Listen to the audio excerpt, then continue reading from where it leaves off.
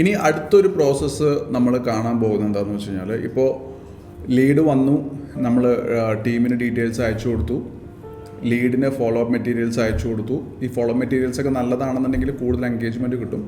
അതിനുശേഷം നമ്മൾ ചെയ്യുന്ന പ്രോസസ്സാണ് നോട്ടിഫൈ ചെയ്തു സെയിൽസ് ടീമിനെ. അവരാ കസ്റ്റമറെ വിളിച്ച് സ്റ്റാറ്റസ് അപ്ഡേറ്റ് ചെയ്തു എന്ന് നമ്മൾ മോണിറ്റർ ചെയ്തു. ഇല്ലെങ്കിൽ സെയിൽസ് മാനേജറെ അറിയിച്ചു. സെയിൽസ് മാനേജർ റെസ്പോണ്ട് ചെയ്യും. ഇനി അടുത്തൊരു സ്റ്റെപ്പ്, ചില ബിസിനസ്സുകളിൽ ഒരു പ്രപ്പോസൽ അയക്കുക അല്ലെങ്കിൽ ഇൻവോയ്സ് അയക്കുക എന്നുള്ളത് ഒരു സ്റ്റാൻഡേർഡ് ഫോർമാറ്റ് ഉണ്ടായിരിക്കും.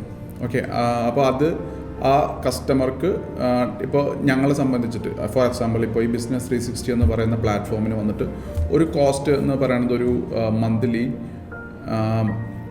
5,000 rupees ആണെന്നുണ്ടെങ്കിൽ അതൊരു റെക്കറിങ് മെസ്സേജ് ടെംപ്ലേറ്റ് ആണ്, ഇൻവോയ്സിങ് ടെംപ്ലേറ്റ് ആണ് പേയ്മെൻറ്റിന് വേണ്ടിയിട്ട്. അപ്പോൾ നമുക്ക് വേണമെങ്കിൽ അതൊരു കസ്റ്റമർക്ക് അയച്ചു കൊടുക്കാം. ഈ കസ്റ്റമർക്ക് അയച്ചു കൊടുക്കുമ്പോൾ അവർക്ക് അതിൽ ക്ലിക്ക് ചെയ്തിട്ട് വേണമെങ്കിൽ പേയ്മെൻറ്റ് ചെയ്യാം. ഓക്കെ, ഇനി അവരത് അയച്ചതിന് ശേഷം പെൻഡിങ് ആണെങ്കിലും നമുക്കത് ഫോളോ അപ്പ് ചെയ്യാം. സോ ഒന്ന് വിളിച്ച് സംസാരിച്ചതിന് ശേഷം കസ്റ്റമർ നോട്ട് ഇൻട്രസ്റ്റഡ് പറഞ്ഞില്ലെങ്കിൽ നിങ്ങൾക്ക് വേണമെങ്കിൽ ഫിക്സഡ് പ്രൈസ് ഉള്ള ഇൻവോയ്സ് ഒക്കെ ആണെങ്കിൽ അയക്കാൻ പറ്റും. അതാണ് നമ്മൾ ഇനി കാണാൻ പോകുന്ന automation. Okay, so see you in the next session.